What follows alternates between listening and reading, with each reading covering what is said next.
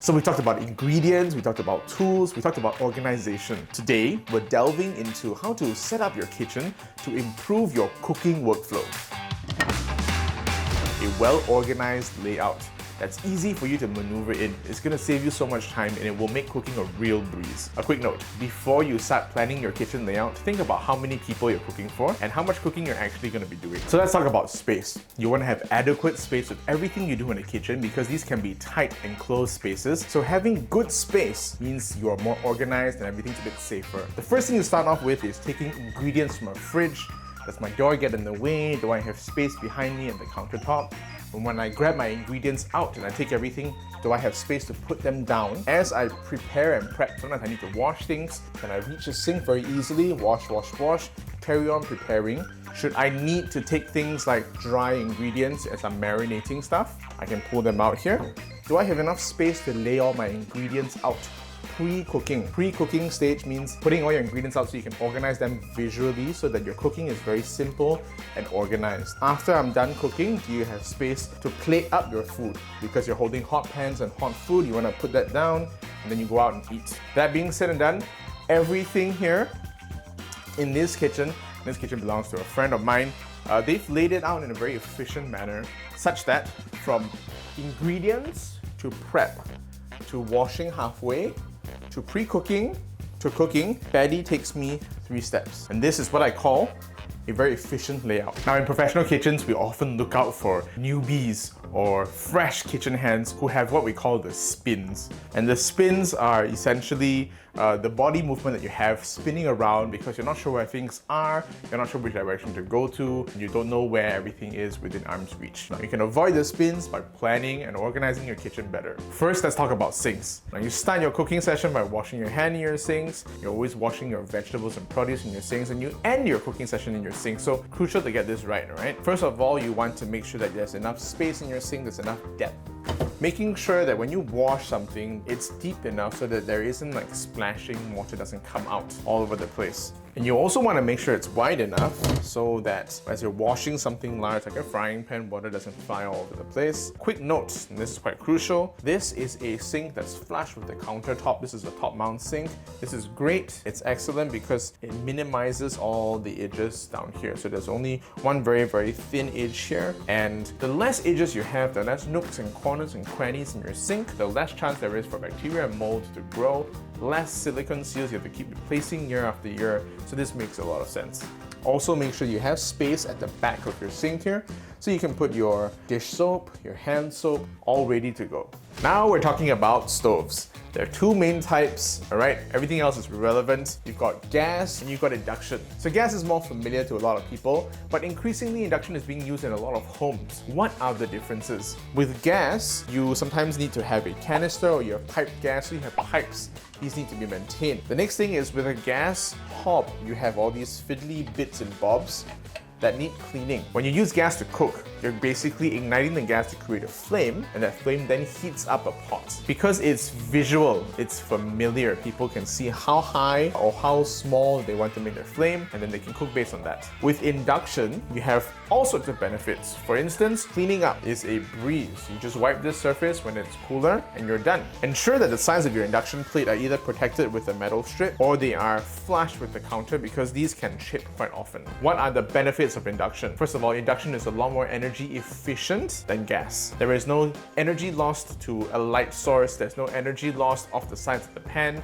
It is very, very efficient. The next thing about induction is that you can control to a very minute degree how sensitive you want the heat to your pan. Now there is this myth that cooking with a gas stove gets your pot hotter than cooking with induction. This is completely untrue. How hot your pan gets is dependent on how much energy is being put into it. The idea that gas is stronger probably comes from people looking at wok burners in commercial kitchens, and that sort of fan-forced turbocharged gas flame does get your pan screaming hot, but that's because they have a massive burner there. So there is practically no difference between induction and gas at home, and I'd say, for my pick, for something that's easier to clean and more efficient, I'd actually go with induction.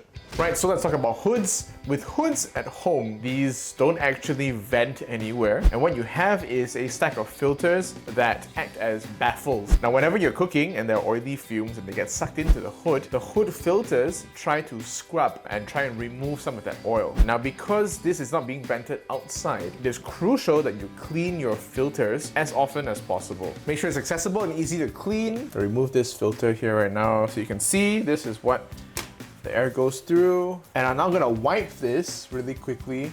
You wanna make sure that you remove and clean this as often as possible because this is where all the oily fumes condense and land up. And we're talking about counter surfaces now. What's good to have, what's not so good to have, what kind of material should you use? This material here, this is a man-made stone. It can be a quartz-like material, but it's very, very hard-wearing. I fully recommend this because it's a good balance between durability, aesthetics, and price. Now, this doesn't scratch, doesn't stain easily, and is very, very hard-wearing. It's also heat-resistant. Now, other types of materials you can use, a bit more expensive, they're very pretty, and natural stones. Now, the other type of surface that is commonly used in kitchens that I see, you have laminate surfaces as well as composite harder plastic surfaces. Now, these are a little bit more accessible and they are good value. They're cheaper, but not always the most durable. For instance, this laminate surface here, this is probably chipboard inside, it's a bit hollow, and this is definitely not going to be heat resistant. It's definitely not going to be that durable. So I recommend this for non-kitchen surfaces. At this point, we're gonna do what I like to call the omelette test for every new kitchen. Cooking an omelette is not a complex task, but going through the motions of putting your items together helps you to see whether or not your kitchen is organized. So you might want to try this at home to see whether or not, as you run through the steps, you have enough space, your movement is right. Okay, let's get started. So I've got my prep space here, I've got my cooking space here, some of my ingredients are in the fridge, and I got my sink here. So I'm gonna set up as I prep, and we'll move along as we go. All right, so this is my dustbin. I'm gonna put that into the sink real quick. Before I set up my board, I'm gonna wet a little bit of kitchen towel and just have this as sort of like a friction maker underneath my cutting board. Here we go. Nice and steady. You don't want your board sliding around. So you're noticing that I'm throwing all the stuff that I don't want into the bin. I'm getting it off my prep area. I've also got a lot of bowls here and all the things I need to carry on with prep. As soon as I'm done cutting these things, I need to have my bowls ready so I can arrange all my ingredients. Take these things out before you start cooking. So at every step of the way, as soon as I'm done cutting and playing with something, I put it into a bowl and I discard my debris. Board's clean again. Now I can start to prep these items.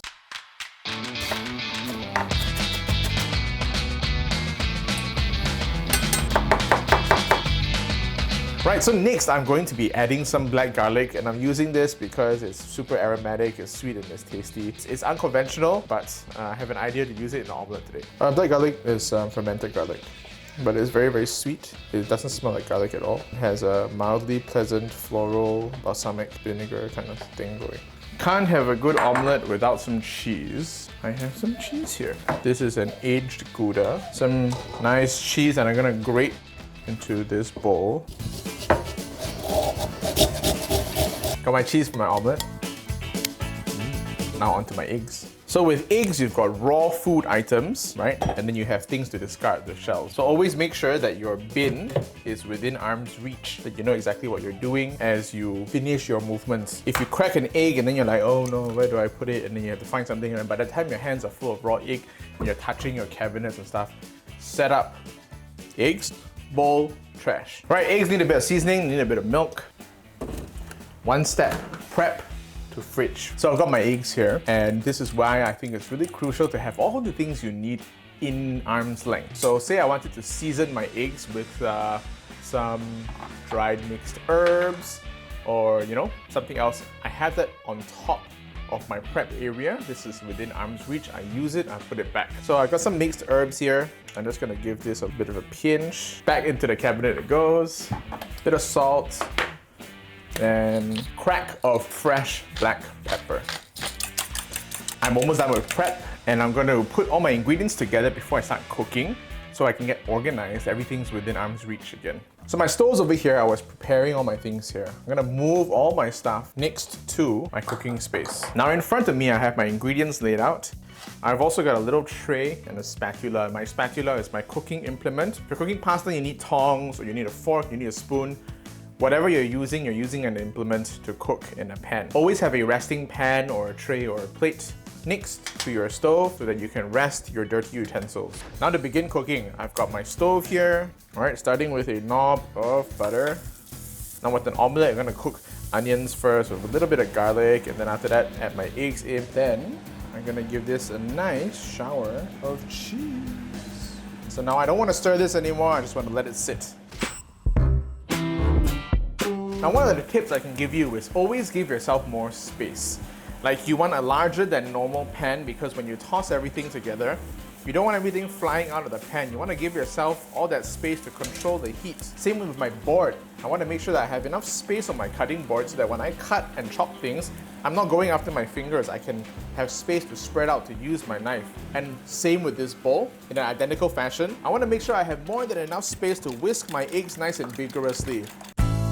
I'm about to enjoy this omelette for lunch, but before I do that, I need to think about my cleaning space as well. Once I'm done with all this stuff, I'm done with my plates. Where do I put my plates? Now, a lot of home kitchens have their drying racks on top of their sinks. I think this is a really good idea, especially if it comes with a little bit of a cabinet. Wash your items and then hang them up on the rack to drip dry into the sink. I think that really works very well, and then put away. That's all we have for you this episode. Don't forget to click like and subscribe and hit the bell below so you get a notification every time we post a new video. Alternatively, you can download the Clicknetwork app and you can watch our videos there. Till the next episode, I'll see you in another kitchen for How to Kitchen.